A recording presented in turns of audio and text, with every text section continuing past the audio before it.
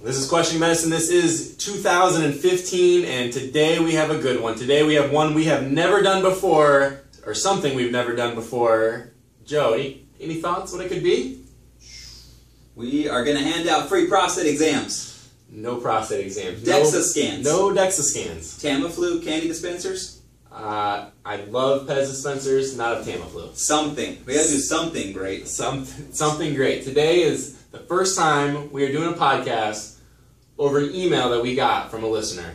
Oh, we're going to answer questions from people that are questioning medicine. A lot of questions. Mind blown. Let's do it. That's right. All right, we're going to have Pat take us off. We're going to give this one our best shot. As we mentioned, we are doing something we've never done before. This one, shout out to Jake, Family Med intern in Pennsylvania. So Jake, this one's on the flu shot. Jake sent us a very nice email, and he says a couple things in his email. One of it was, I can't tell you how often I cringe with the frequency of Tamiflu being given.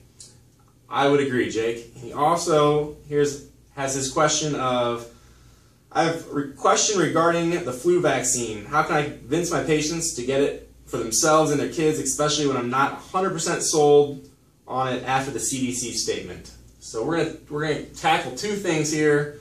Two birds, one stone. First of all, since the Tamiflu podcast, the one that you listen to, I did write a MedPage post. I'll put that in the show notes or add it to the website, or you can just search MedPage today and Tamiflu. It's one of the top couple ones on Google. And since that podcast, there's a new Cochrane review that just came out where Roche has released their trials to the Cochrane review, all the ones that they were refusing to give that I talk about in the podcast. They finally gave them up. In the Cochrane came out with a 500-some page document.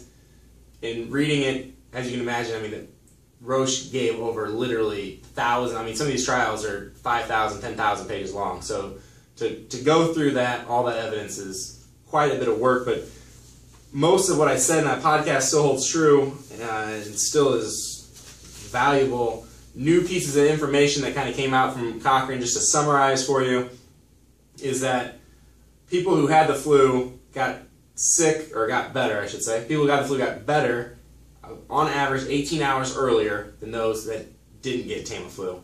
So instead of getting better at the middle of day 7, you got better roughly by the end of day 6.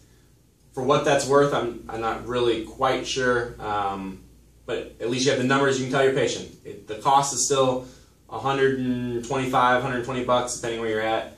And it didn't, as we mentioned in that podcast, seem to necessarily be effective for the elderly or those with COPD or heart conditions, which is concerning because those are the people that I would really be concerned about if they came down with the flu.